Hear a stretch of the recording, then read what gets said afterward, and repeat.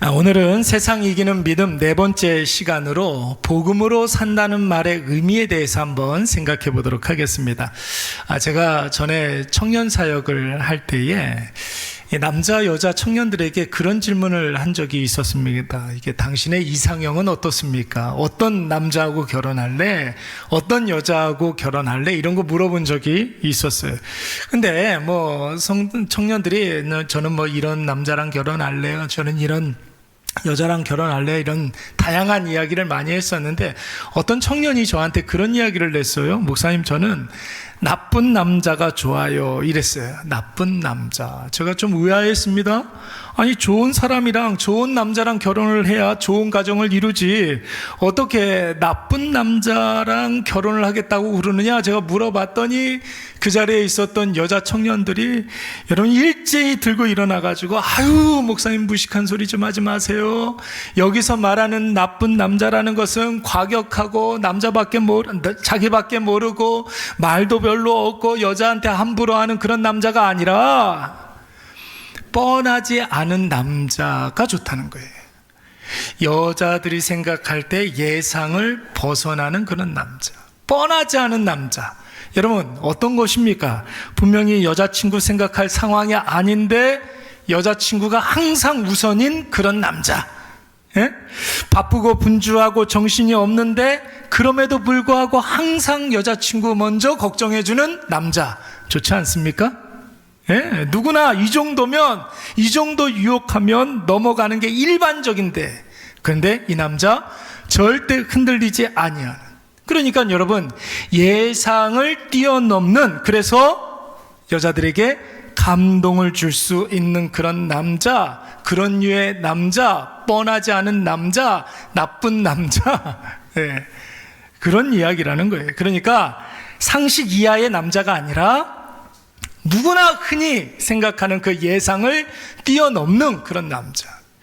오늘 우리가 읽은 본문의 말씀에서 베드로는 로마 황제의 모진 박해 속에서 힘겹게 살고 있는 크리스찬들에게 바로 이런 점을 강조하고 있는 거예요. 진짜 예수 그리스도를 믿는 사람이라면 뻔하게 살면 안 된다는 거죠.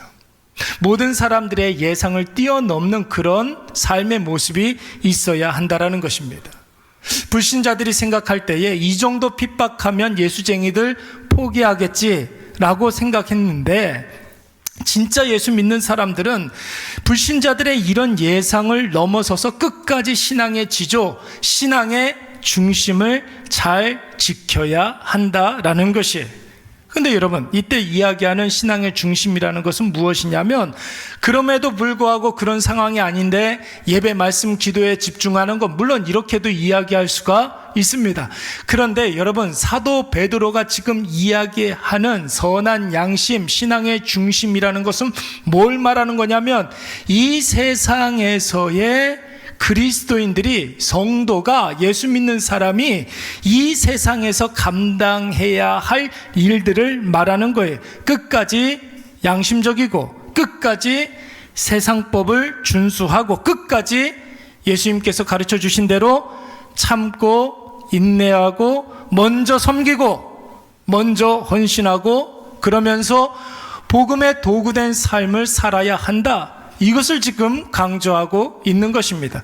우리 8절과 9절 말씀 다 같이 한번 읽어보도록 하겠습니다. 시작. 마지막으로 말하노니 너희가 다 마음을 같이하여 동정하며 형제를 사랑하며 불쌍히 여기며 겸손하며 9절. 악을 악으로 욕을 욕으로 갚지 말고 도리어 복을 빌라. 이를 위하여 너희가 부르심을 받았으니 이는 복을 이어받게 하려 하심이라. 아멘. 한마디로 말하면 무슨 뜻이에요? 뻔한 삶을 살지 말라는 거예요. 사람들이, 불신자들이 예상하는 대로 살지 말라는 거예요. 여러분, 다르게, 교회에서는 이것을 흔히 다르게 살자 이렇게 이야기하죠. 무엇과 다르게? 세상 사람들의 예상과 다르게, 불신자들의 삶의 자세와는, 대세와는 좀 다르게 대세를 거스리면서 살자, 이런 뜻입니다. 여러분, 우리가 예수를 믿는다는 것은 세상과 다른 목적을 부여받았다는 것을 의미하는 거예요.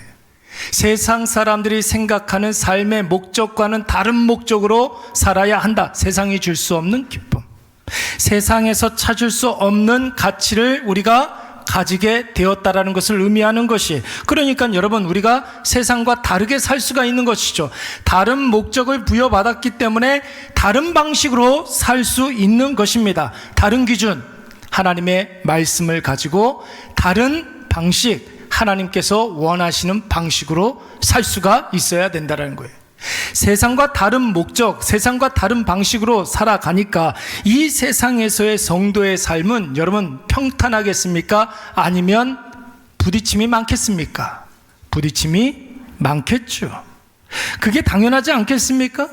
여러분, 이 세상은 공중 권세 잡은 자, 마귀가 주입하는 목적과 방식이 있는데, 여러분, 우리는 하나님께서 우리에게 허락해 주신 목적대로 살아간단 말이에요. 우리는 하나님이 주시는 그 방식대로 살아간단 말이에요. 그러니까 여러분, 이 세상을 살아가는데 부딪힘이 있을 수밖에 없는 거예요. 우리는 이것을 치열한 영적 전쟁이라고 이야기합니다.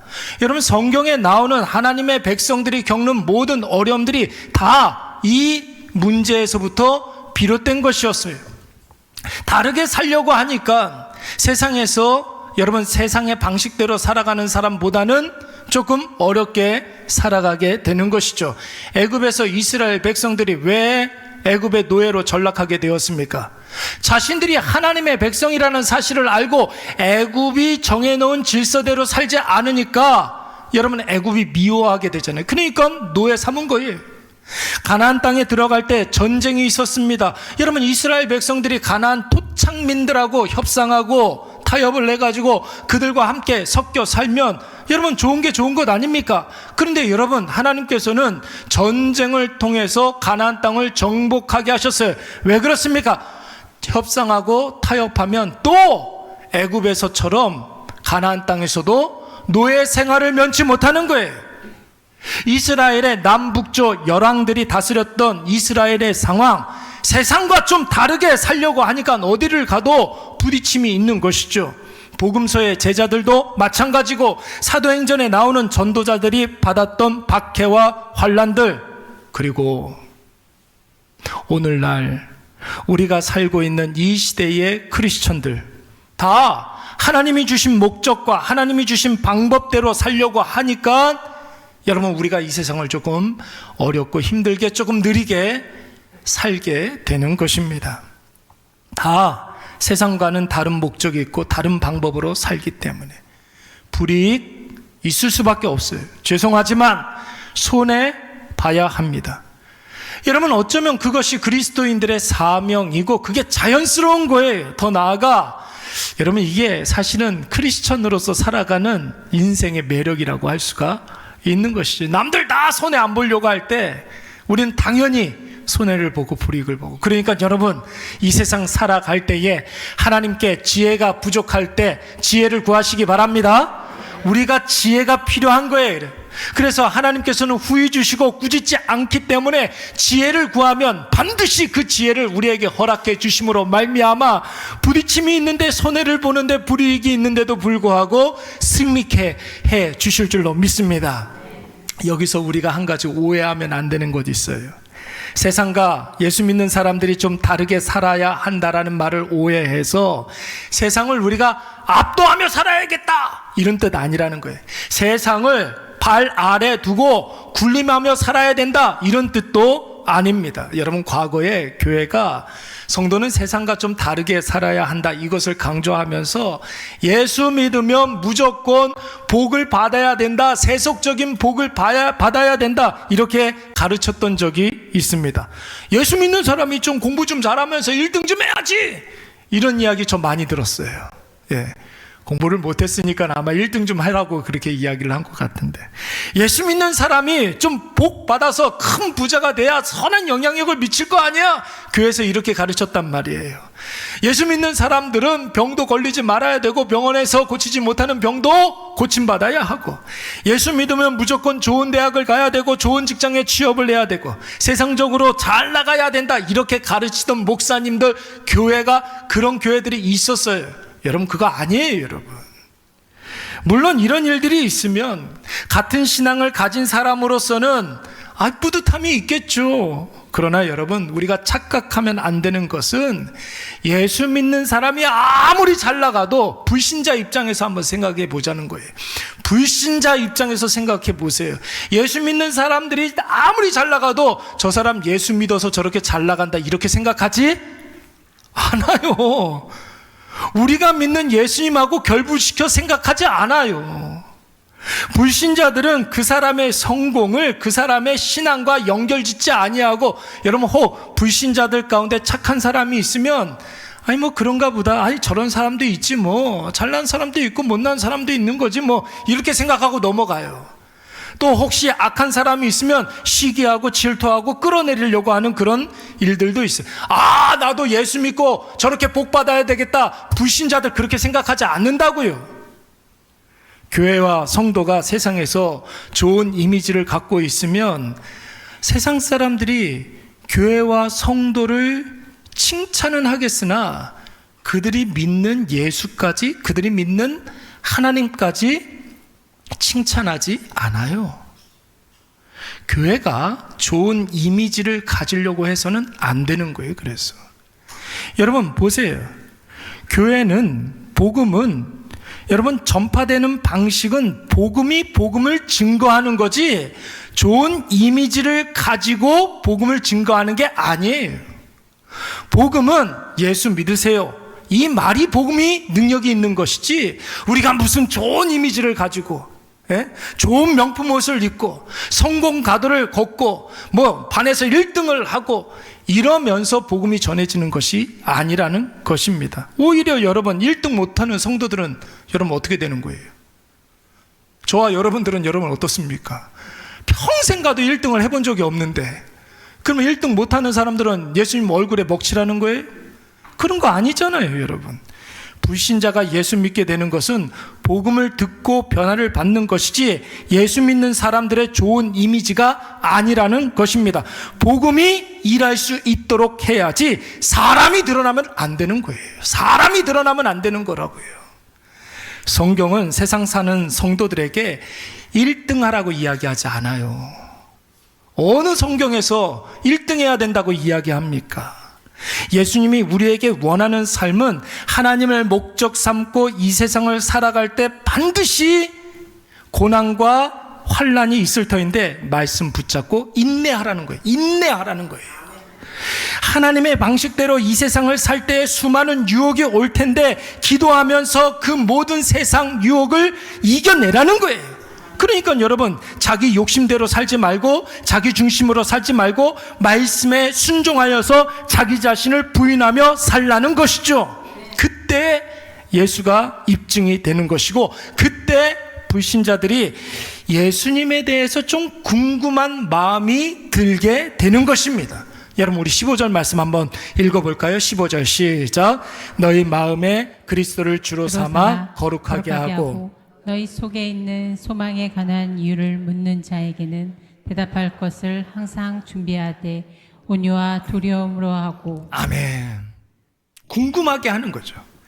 저 사람한테 뭐가 있길래 저런 상황에서도 잘 참고 인내하면서 승리할 수 있을까? 지난 주간에 어떤 여자분이 타교의 성도분이셨는데 친정 엄마하고 자기 아들 데리고서 교회를 이렇게 찾아오신 분이 있었습니다. 아마 피부과에 이렇게 들리셨다가 교회 문이 열려 있다고 하니까 한번 오신 것 같아요. 친정 어머니하고 따님은 교회를 잘 다니시는 성도 같고, 그리고 한 17살 정도 되는 아들이 하나 있었는데 거의 불신자에 가까운 아이였습니다. 이런저런 대화 나누고 시간이 돼서 그분들 이렇게 돌아가시는데 따님이, 여자분이 가시면서 하시는 말씀이 뭐냐면은, 목사님은 어른들하고도, 어르신들하고도 대화를 참 잘하고 이렇게 신앙이 없는 아이들하고도 대화를 참 잘하신다는 거예요. 의뢰하는 칭찬이겠거니 이렇게 생각하고 돌아와서 이렇게 가만히 생각을 해보니까 오늘 본문의 베드로가 이 이야기를 하고 있는 거더라고요.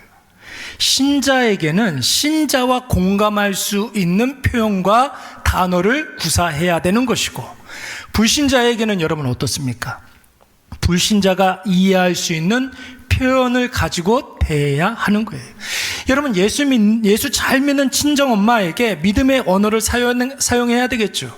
신앙적인 어떤 표현도 사용해야 되겠고, 하나님의 말씀을 가지고 이야기를 해야 예수 잘 믿는 친정엄마는 공감을 할 수가 있고 감동을 줄 수가 있고, 그리고 예수님이 생각나서 오늘 이래교회 와가지고 목사님하고 같이 대화 나누면서 은혜 받았다, 이렇게 이야기할 수 있지 않겠습니까? 그런데 여러분, 그 기준을, 똑같은 기준을 가지고 불신에 가까운 청소년을 그렇게 대하면 되겠습니까? 오히려 교회와 목사에 대해서 반감을 살 수밖에 없는 거예요. 그 친구하고 이야기할 때는 게임 이야기하고, 야, 요즘 무슨 게임 하냐, 이런 거 물어보기도 하고, 축구팀 어디 좋아해, 뭐 이런 거 물어보기도 하고, 야구 좋아하냐, 이런 거 물어보기도 하고, 그러면서 조금씩 예수님을 생각나게끔 해야 되겠죠.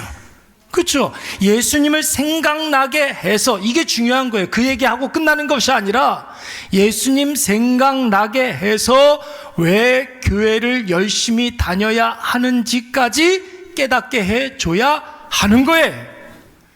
여러분, 불신자에게는 불신자의 언어를 사용해야 되고, 신자에게는 신자의 언어를 사용해야 되는데, 기껏 불신자 전도해가지고 교회 데려다 놓고 교회에서 밤낮 우리끼리만 아는 그런 말 쓰면은, 교회는 나하고 잘 안 맞아, 그 다음 주부터 안 나온단 말이에요. 오늘 성경에서는 성도가 불신자들을 대할 때 무슨 굳센 믿음, 성령 충만, 은혜 받으면, 거룩과 경건, 이런 표현으로 나아가면 안 되고, 선한 양심으로, 청결한 마음으로, 거짓이 없는 단어로, 이런 것들로 나아가야 그들이 납득하고 감동이 되고 결국은 그들이 예수님께로 이어질 수 있다, 이렇게 이야기하는 거예요. 우리 다 같이 16절 말씀 한번 읽어보도록 하겠습니다. 시작. 선한 양심을 가지라. 이는 그리스도 안에 있는 너희의 선행을 욕하는 자들로 그 비방하는 일에 부끄러움을 당하게 하려 함이라. 타협하지 말고 협상하지 말고, 우리가 가지고 있는 그 신앙 가지고, 하나님을 사랑하는 그 사랑을 가지고 오늘 나의 삶의 자리에서 하나님께서 원하시는 그 일들을 감당해야 한다는 거예요. 그래야 여러분, 많은 불신자들이 그 성도를 보고 자기 자신을 반추해 볼 수가 있는 것이죠. 옛날에 제가 봤던 영화 중에, 제가 설교 시간에 영화 이야기 잘 안 하는데 더 킹이라는 영화가 있습니다. 여러분, 제 얼굴 아니에요? 헷갈리면 안 돼요? 예. 저 사람 이름이 이제 배우 정우성이라는 사람인데, 검사로 이제 나오는 영화입니다. 정우성 배우가 했던 유명한 대사가 있는데 제가 한번 읽어드리도록 하겠습니다. 어디서 가오를 잡고 있어? 사시도 없고 검찰 들어오니까 다 네 것 같아? 우리 자존심, 정의, 촌스럽게 그런 것 좀 버리자. 너 얼마나 고생했어? 집도 별일 없던데. 역사적으로 흘러가. 내가 또 역사 강의 시작해야 돼? 그냥 권력 옆에 있어. 자존심 좀 버려. 그거 놓치고 나서 잘된 사람 없어? 우리나라 역사에 그런 사람 있어? 이름 대봐. 친일파면 어때? 다 장차관하고 재벌하고 우리나라 이거야. 독립군들 한 달 60만 원 연금 없으면 밥 굶고 살아. 어휴, 촌스러운 놈. 아니, 요즘도 저렇게 철없는 놈이 있나? 요즘 애들은 왜 역사 공부를 안 하니? 배워야지 역사를. 이런 대사가 연습 한 2번 했었는데 별로 감동이 없는 것 같아요. 여러분, 이 대사를 들으면 우리 마음속에 두 가지 마음이 들어요. 두 가지 마음. 어떻게 저런 이야기를 할 수가 있나, 이런 생각이 들기도 하고, 두 번째 생각은, 내가 만약에 저런 상황이었으면 어땠을까? 내가 검사였다면 현실과 타협하는 검사였을까? 아니면 정의를 외치는 검사였을까? 이런 생각이 들죠. 첫 번째 생각은 세상 사람들이 가지고 있는 선한 양심이에요. 하나님께서 우리에게 다 양심이라는 것을 허락해 주셨거든요. 근데 우리가 죄로 말미암아 다 타락했을 때 이 양심의 흔적이 좀 남아 있어서 우리가 선한 일들을 바라보고 불의한 일들을 바라볼 때 선한 양심이 작동을 하게 되는 거예요. 근데 여러분, 두 번째 생각은 우리 모두가 다 죄로 말미암아 타락했기 때문에 대세를 따라가려고 하는 그런 습성이 있다는 거예요. 대세 따라가면 여러분 편해요. 현실 안주하고 싶은 그런 마음, 기회주의, 그리고 편의주의. 세상 사람들은, 성도들이 여러분 여기에 나오는 대사처럼 살면 욕은 하겠지만, 욕은 하죠. 어떻게 예수 믿는 사람이 그럴 수가 있습니까? 이러면서 욕은 해요. 근데 내심 안심합니다. 무슨 생각 때문에 그러냐면, 예수 믿는 사람들도 저러니까 나도 괜찮아, 이렇게 생각을 하는 거예요. 그러나 여러분, 성도가 이렇게 살아가게 되면은 예수 믿는 사람, 예수 믿는 크리스찬이 오히려 예수가 없다, 예수 믿어도 별 볼 일 없다, 이런 것을 입증해 내는 거란 말이에요. 우리가 신앙이 있다 하면서도 현실과 타협하면서 대세대로 살아가게 되면 우리가 삶 속에서 예수 없다라는 것을 나는 한 번도 이야기해 본 적은 없지만 내 삶을 통해서 그 입증해 내는 거예요. 그런데 만약에 성도가 현실과 타협하지 아니하고 대세를 거스르면서 불신자들 안에 내재되어 있는 선한 양심을 깨어나게 할 수가 있습니다. 타협하며 살았던 자기 자신이, 편한 대로 살았던, 안주하며 살았던 자신이 갑자기 부끄러워지고 뽐나 보이게 되고, 여러분 그래서 15절 말씀에 보니까 의문을 갖게 되는 것이죠. 저 사람은 어떻게 저렇게 살 수가 있었을까? 저 사람은 어떤 인생을 살았길래 저렇게 용기 있게 담대하게 대세를 거스르며 살 수 있을까? 이런 의문이 들게끔 할 수 있다라는 거예요. 그래서 저와 여러분은, 여러분 교회에서는 마땅히 강한 믿음, 성령 충만, 은혜를 구하며 말씀에 순종하며 이런 것들로 여러분 우리 자신을 무장해야 됩니다. 그래야 하나님께서 우리에게 풍성한 은혜를 주세요. 그런데 세상에서는 그런 단어로 쓰면 안 돼요.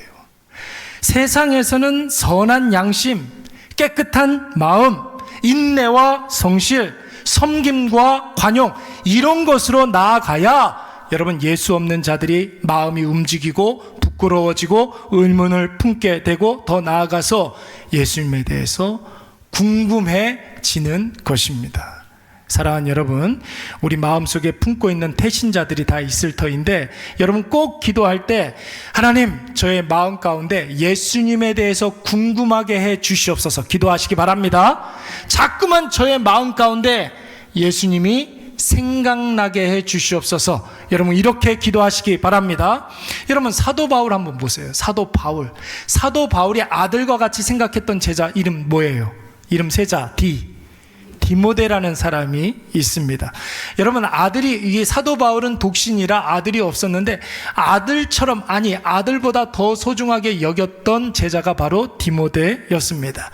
이 사도 바울이 디모데에게 마지막 유언의 말씀을 쓰는데, 여러분 그 유언의 말씀이 들어있는 성경이 어디예요?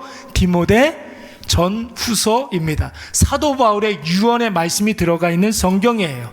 이 바울이 이제 곧 있으면 참수형으로 자기의 삶을 마치면서 그 마지막 순간에 디모데에게 뭐라고 이야기를 하느냐면, 디모데 전서 1장 말씀을 보시면 이렇게 이야기합니다. 이 교훈의 목적은, 이 성경을 쓰는 이유는 무엇이냐면 청결한 마음과 그리고 선한 양심이라고 그랬어요. 굳건한 믿음, 이것부터 이야기하지 않았어요. 디모데에게, 이 세상을 살아가는 디모데에게 청결한 마음과 선한 양심이 너의 거짓없는 믿음을 증명해낸다, 이렇게 이야기를 했어요. 그러니까 교회에서는 거짓없는 믿음으로 살아야 되겠지만 세상에서는 무엇으로 살아야 된다고요? 청결한 마음과 선한 양심으로. 디모데전서 1장 19절 말씀에서도 뭐라고 그랬느냐면, 한번 다 같이 읽어볼까요? 시작. 믿음과, 여러분 교회에서는 믿음이 중요하죠. 그래요, 믿음이 중요합니다. 그런데 동전의 양면이에요. 믿음의 다른 면에는 여러분 다르게 쓰여 있어요. 뭐라고요? 착한 양심이라고요. 그 착한 양심을 버리면 그 믿음에 대해서 파선하느니라 믿음을 증명해 낼 수가 없다라는 거예요. 양심이, 우리의 삶 속에서 양심이 깨지면 믿음도 깨진다라는 거예요. 디모데전서 3장 8절 9절 말씀에 보면은 교회 일꾼을 세우는데, 교회 일꾼을 세우는 거예요. 믿음 좋은 사람 세워야 되잖아요. 헌신 많이 하는 사람 세워야 되잖아요. 뭔가 섬김을 많이 하는 사람 세워야 되잖아요. 그런데 사도 바울 그렇게 이야기하지 않는다는 거예요. 세상에서 깨끗한 양심을 가지고 있는 사람을 세우라는 거예요. 세상에서 그의 믿음이 증명된 사람을 교회의 일꾼으로 세우라는 것입니다. 디모데전서 4장 1절 2절 말씀에서는 화인 맞은 양심이라는 말이 나와요. 화인 맞은 양심이 뭐예요? 화인이 뭐예요? 불로 지지는 거 아닙니까? 양심이, 여러분, 신경세포가 다 죽어가지고 감각이 있어요, 없어요? 양심의 감각이 없는 그런 사람들, 이런 사람들은 외식함으로 뭐 하는 사람이라고요? 거짓말하는 사람이라는 거예요. 양심의 기능이 다 상실된 그런 사람들을 우리는 믿음이 있는 사람이라 이야기할 수가 없다라는 것입니다.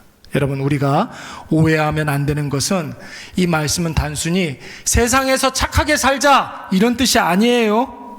하나님을 향한 우리의 믿음이, 예수 그리스도를 신뢰하는 우리의 사랑이 결국 세상에서는 선한 양심으로, 청결한 마음으로 나타나야 한다라는 것입니다.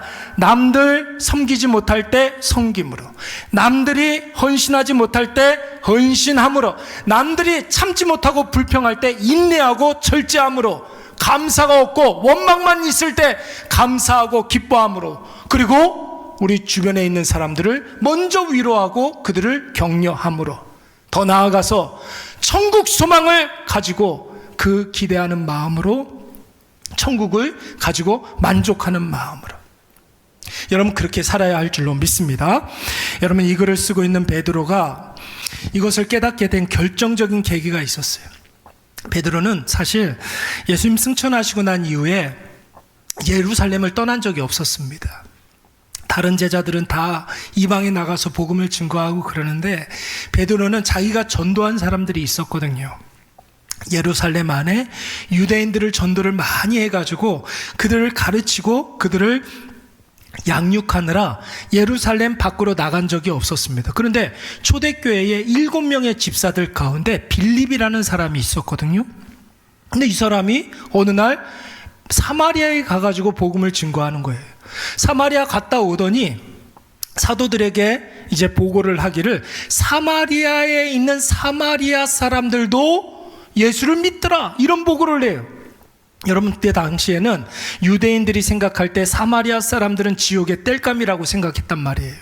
사람도 아니라고 생각을 했습니다. 그들은 절대로 복음을 듣지 못하고 구원도 받지 못하는 사람들이라고 생각을 했습니다. 그래서 여러분, 유대인이었던 베드로가 나도 그러면 사마리아에 한번 가가지고 진짜 예수 믿는 사람들이 있는지 한번 확인을 해야 되겠다 생각하고 사마리아에 올라가게 됩니다. 그랬더니 진짜 사마리아 사람들이 예수 그리스도를 믿고 구원받은 사람들이 많이 있는 거예요. 그래서 그 사람들한테 세례를 주고 난 다음에 베드로의 인식이 완전히 달라지게 됩니다. 이방에도 복음이 증거되고 이방에도 예수 믿는 사람들이 생길 수 있구나.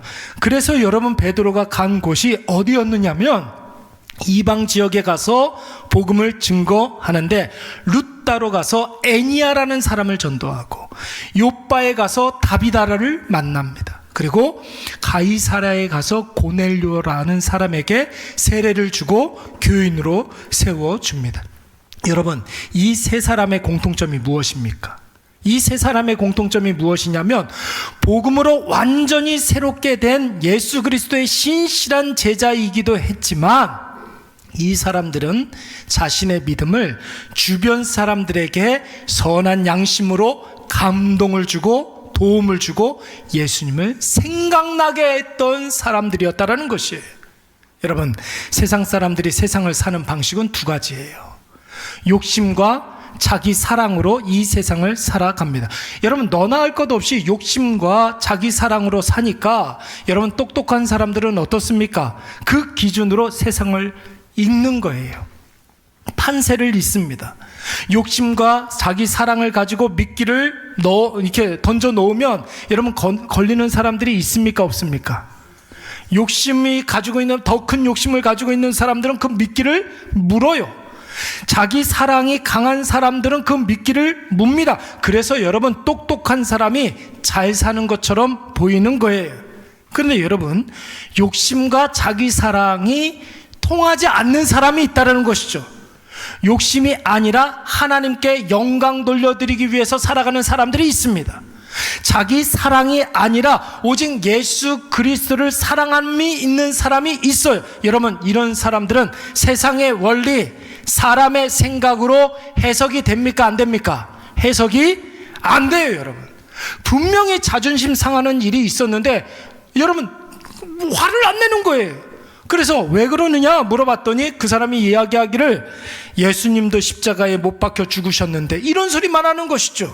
해석이 안 되는 사람들이에요. 미끼를 던져도 안 물어요. 유혹을 해도 소용이 없어요. 그래서 물어봅니다. 정말 혹하지 않느냐고, 유혹이 안 됐느냐고 물었더니 세상보다 더 좋은 게 있는데 왜 그걸 탐내느냐는 거예요. 자기 욕심과 자기 사랑으로 사는 사람들은 도저히 이런 사람들이 이해가 안 되죠.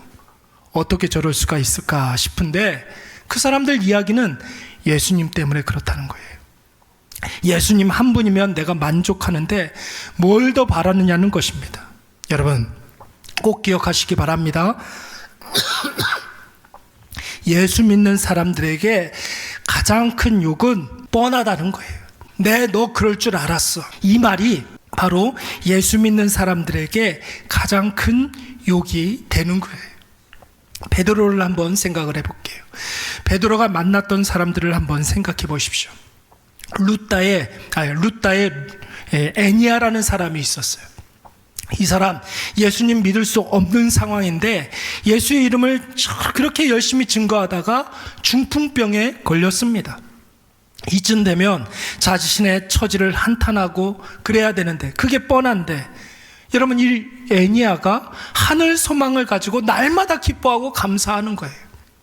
베드로가 이 사람을 만나서 하나님께서 베드로를 통하여 이 애니아의 중풍병을 고쳐주신 줄로 믿습니다. 욥바의 다비다라는 사람이 있었어요. 예수 믿고 주변 여인들을 위해서 그렇게 헌신적으로 살다가 죽었어요. 욥바라는 그 지역의 여인들이 이 다비다의 죽음을 얼마나 슬퍼하는지 몰라요. 왜냐하면 이 다비다에게 도움을 안 받은 여자가 아무도 없었기 때문에 그런 거예요. 헌신적으로 살다 간 다비다. 여러분, 얼마나 슬펐는지. 이 다비다의 시신을 놓고 장사도 지내지 못하고 있는데 오늘 베드로가 와서 이 다비다에게 위해서 기도해 줬을 때 다비다가 다시 살아난 줄로 믿습니다. 가이사랴의 고넬료, 한번 보세요. 로마 군인이었습니다. 백부장이었어요. 유대인들 위에 군림하면서 살아가는 게 뻔해요. 그런데 이 고넬료는 예수 믿고 어렵게 사는 유대인들을 구제하고 유대인들을 도와주고 유대인들 편에 서서 싸워주는 사람이었습니다. 여러분, 이런 사람들을 우리는 뭐라고 이야기하느냐면 거룩한 사람들, 이렇게 이야기하는 거예요. 여러분, 거룩하다, 이건 다 어려운 말이 아닙니다. 뻔하지 않다라는 거예요. 예상을 뛰어넘는다라는 거예요. 이런 사람들이 거룩한 사람들이에요. 여러분, 세상 사람들 눈에 봤을 때 뻔하지 않은 사람, 여러분, 오늘날 이 시대에 목사하면 어떤 이미지가 있습니까? 목사하면 여러분 어떤 이미지가 있어요? 거룩한 목사는 어떤 사람이냐면 뻔하지 않은 목사예요. 우리의 예상을 뛰어넘는 목사. 군림하려고 하는데, 자기 자신을 드러내려고 하는데, 모든 목사들은 그렇게 사는데 저 목사만큼은 그렇지 않아. 뻔하지 않은 목사, 거룩한 목사, 그런 진짜 목사. 여러분, 오늘날 교회 다니는 사람 하면 어떤 이미지가 있습니까? 여러분들이 있는 자리에서 여러분들이 어떤 이미지를 갖고 삽니까? 그런데 그 사람은 교회를 다닌다고 하는데 다른 일반적인 교회 다니는 사람하고는 달라. 뻔하지가 않아. 거룩한 성도. 교회 장로님 하면 어떤 이미지가 있습니까? 여러분, 그 장로님에 대한 그 이미지가 있는데, 그런데 우리 교회 장로님은 뻔하지가 않아. 모든 사람들이 생각하는 그런 장로님이 아니야. 먼저 섬기고 먼저 낮아지고 먼저 헌신하는 그런 장로님. 제가 아는 어떤 집사님이 계세요. 그분이 공무원이에요. 공무원. 옛날 이야기인데 그분이 자리를 옮겨가면서 뭐라고 이야기하냐면, 요즘은 안 그러는데 옛날에는 그런 거 있다며요. 1년 일하면 집 한 채가 생기는 그런 직종이 있다며요. 예? 예, 뭐 이렇게 뇌물도 받고 막 그러면서, 특히 이제 건축과 허가와 관련된 부서, 뭐 도시계획과 뭐 이런 거, 토지 관련된 그런 부서, 환경위생과 뭐 이런 데는 옛날에, 요즘은 안 그러는데 옛날에는 누가 이렇게 뒤에서 이렇게 찔러주는 그런 돈들이 좀 있었나 봐요. 1년 이렇게 일하면은 집 한 채가 생기는 그런 부서로 옮겨간다는 거예요. 그런데 1년이 지나도 2년이 지나도 3년이 지나도 이 사람 생활이 나아지질 않아요. 거룩한 성도죠. 남들 다 뇌물 받아 먹는데 이 사람은 그런 게 없는 거예요. 거룩한 성도. 만약에 교회에서 여러분 선물을 준비했습니다. 기념품이나 뭐 떡이나 이런 것들을 준비를 했어요. 우리 교회 성도들이 만약에 100명이라고 한다면 여러분 몇 개 준비해야 됩니까? 몇 개 준비해야 돼요? 우리 교회 성도들이 100명이에요. 그럼 몇 개 준비해야 돼요? 이렇게 쉬운 질문을 100개 준비하면 되잖아요. 근데 어떤 분은 목사님 순진해가지고 120개 준비해야 돼요. 이게 뻔하다는 거예요. 뻔한 교회는 120개 준비해요. 왜요? 성도들 중에는 2개 갖고 가는 사람이 있다. 그게 뻔하다. 뻔하지 않은 교회가 돼야죠. 100개 준비했는데 10개가 남아. 뻔하지 않은 교회죠. 어떤 누군가가 혹시 내가 안 갖고 가면은 모자랄까봐, 누군가가 안 받고 시험에 들까봐 안 갖고 가는 그런 사람들이 있을 거 아니에요. 그런 사람들이 있더라고요. 뻔하지 않은 성도. 교회 안 다니는 남편에게 예수천당 불신지옥 이렇게 이야기하면 안 돼요, 여러분. 더 안 가요, 더 안 가. 당신 예수 안 믿어서 그래. 당신 교회 안 다녀서 그래. 여러분, 이런 뻔한 말 하면은 뻔한 성도가 되는 거예요. 여보, 내가 기도하고 있어요. 잘 될 거예요. 아무리 부족하고 별 볼 일 없는 그런 남편이라 할지라도 마음을 다해서 믿어주고 사랑해주고 격려해주고 위로해주고, 남들 보기에는 어떨지 몰라도 적어도 나한테는 내 남편, 어떤 남편? 최고인 남편이 되어야 하지 않겠습니까? 그게 바로 여러분 거룩한 아내예요. 여러분, 우리 교회가 추구하는 성도상이 있어요. 3가지가 있어요. 벽에 가서 이렇게 붙여놨는데, 예수님 생각 많이 하고, 예수님 생각으로 살아가고, 예수님 생각 많이 나게 하는 성도. 우리 교회가 추구하는 성도상이에요. 예수님 생각 많이 해야 된다는 것은 굳건한 믿음이 먼저 있어야 된다는 거죠. 예수님 생각으로 살아가야 된다는 것은 아까 전에 말씀을 드렸던 것처럼 믿음의 행함이 있어야 된다는 거, 선한 양심, 청결한 마음으로 살아가야 한다는 거. 그럴 때 복음이 불신자들에게 들어간다는 거예요. 여러분, 믿음은 마음으로 시작되어서 삶으로 나타나고 타인에게 열매 맺는 줄로 믿습니다. 여러분, 이것을 꼭 기억하셔서 우리가 사는 삶이 아무리 고달프고 힘들어도 우리 믿음이 타인에게 납득되시기 바랍니다. 여러분들의 믿음이 타인에게 납득이 되어야 하는 거예요. 여러분의 강력한 믿음이 거룩하고 선한 양심으로 나타나야 될 줄로 믿습니다. 예수 복음으로 내 이미지 포장하지 마시고 복음 그 자체로 살아내심으로 내 주변의 친구가, 동료가, 후배가, 자녀들이 예수를 받아들이고 예수님 자꾸만 생각나고 여러분 예수님을 믿고 싶어하는 그런 뻔하지 않은 우리 이레교회 가족들이 되시기를 간절히 축원합니다. 우리 이 시간